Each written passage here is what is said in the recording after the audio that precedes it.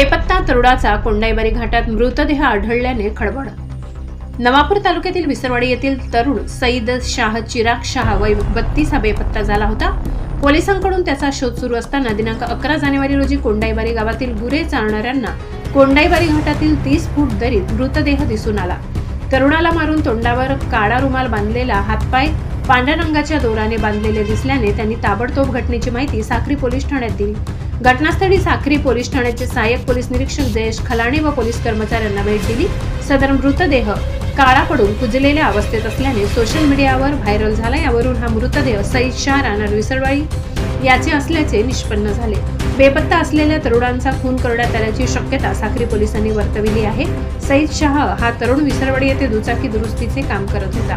त्याचा खून कोणी केला व का केला याबाबत साक्री पोलीस आणि स्थानिक गुन्हे अन्वेषण शाखेकडून मारेकरींचा कसून शोध घेण्यात येत आहे। साक्री पोलीस ठाण्यात खुनाचा गुन्हा दाखल करण्यात आला असून मारेकऱ्यांना त्वरित शोधून कठोर कारवाई करण्यात यावी अशी मागणी मयताच्या कुटुंबाकडून होत आहे। Bureau report, Visarwadi. प्रतिनिधी गणेश सोनवणे।